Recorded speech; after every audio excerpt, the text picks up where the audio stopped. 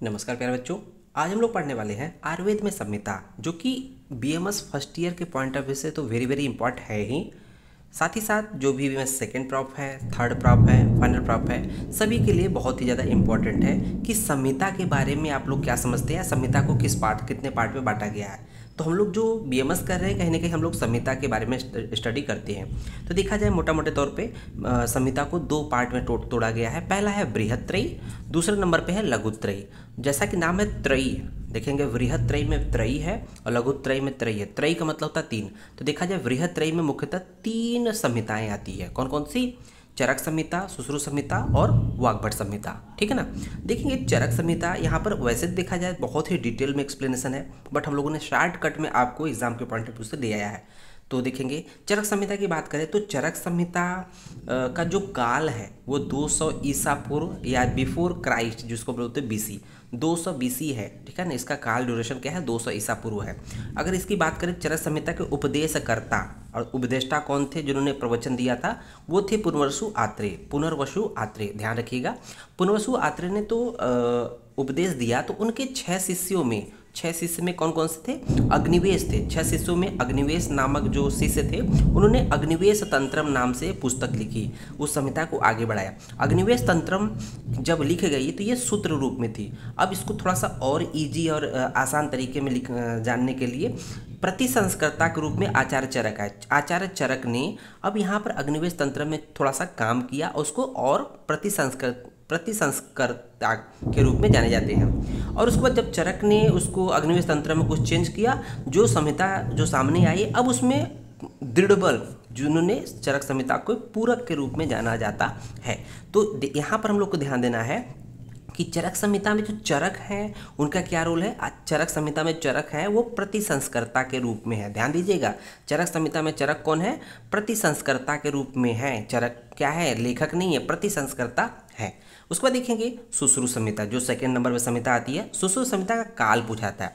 तो काल मतलब क्या है? इसका ड्यूरेशन क्या है? सेकंड सेंचुरी है, अर्थात सेकंड सेंचुरी है, दूसरी शताब्दी है काल। याद रखिएगा, चरक संहिता का काल 200 ईसा पूर्व 200 बिफोर क्राइस्ट था, जबकि सुश्रुत संहिता का काल जो है सेकंड सेंचुरी है। अब देखिए इसके बारे में बात करें तो यहाँ पर उपदेशकर्ता या उपदेष्टा की बात करें तो यहाँ आचार्य धन्वंतरी है, जिसको भगवान धन्वंतरी भी कहा जाता है। अब धन्वंतरी के जो उपदेश को सुनकर कि वृद्ध सुश्रुत नाम के एक आचार्य थे, उन्होंने उसको लिखा। उन्होंने क्या किया? धन्वंतरी के उपदेशों को लिखकर वृद्ध सुश्रुत ने उसको लिखा, अपने संग्रह के रूप में उसको संग्रहित किया। उसके बाद जो वृद्ध सुश्रुत ने लिखा उसको प्रतिसंस्कृत किया, उसमें कुछ चेंज किया, ये सुश्रुत है। सुश्रुत ने क्या किया कि धन्वंतरी के दिव्य उपदेशों को वृद्ध सुश्रुत ने जो लिखा था, अब उस लिखे हुए में उन्होंने प्रतिसंस्कर्ता के रूप में अपना योगदान दिया। और सुश्रुत के पिताजी का नाम क्या था? विश्वामित्र था। ध्यान दीजिएगा, सुश्रुत जी के पिताजी का नाम विश्वामित्र था। अब देखेंगे यहाँ पर प्रतिसंस्कर्ता तो हो गया। अब देखेंगे यहाँ पर आता है द्वितीय प्रतिसंस्कर्ता का नाम भी आता है। द्वितीय प्रतिसंस्कर्ता इस नागार्जुन थे, और इसके सुश्रुत संहिता में कुछ कमियां जो रह गई थी उसकी पाठ शुद्धि कौन किया? चंद्रट नामक साइंटिस्ट ने किया, मतलब आचार्य ने किया, चंद्रट।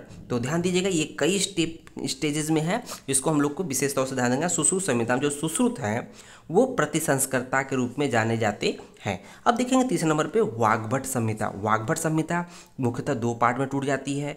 एक है अष्टांग संग्रह, दूसरी है अष्टांग हृदय।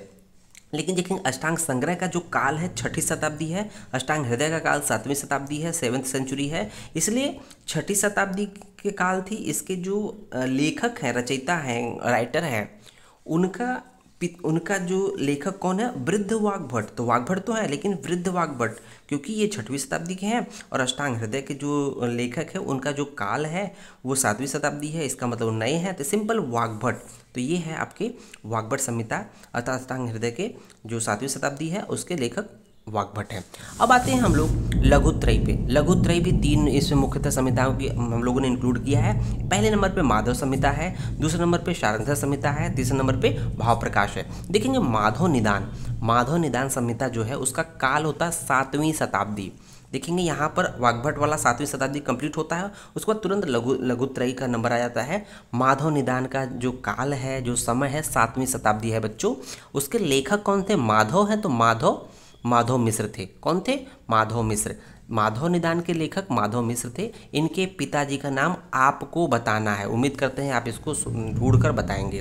दूसरे नंबर पे आता है, इसमें एक सीक्वेंस में ही पढ़ना है हम लोग को, शारंगधर संहिता। माधव निदान के बाद शारंगधर संहिता है। शारंगधर संहिता का जो काल है 13वीं शताब्दी है बच्चों। तो माधव का 7वीं था, शारंगधर का 13, और इनके लेखक जैसा कि नाम है शारंगधर संहिता, तो कोई ना कोई आचार्य शारंगधर होंगे। आचार्य शारंगधर इसके लेखक हैं, और इनके पिताजी का नाम दामोदर है। कौन है? दामोदर। तीसरे नंबर पर आता है भाव मिश्र। भाव प्रकाश संहिता। तो भाव प्रकाश अपने आप में एक संहिता है। इसके काल की बात करें तो 16वीं शताब्दी का है, और साथ ही साथ इसके लेखक है तो भाव मिश्र। इसके लेखक कौन है? भाव प्रकाश के लेखक भाव मिश्र है। पिताजी का नाम लटकन मिश्र है बच्चों। तो इसका जो एक काल है, शताब्दी है, इसका याद करना आसान होता है।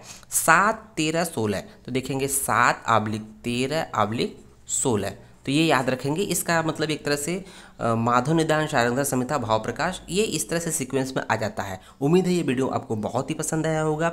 वीडियो को अधिक से अधिक लाइक, सब्सक्राइब और कमेंट जरूर करें। धन्यवाद।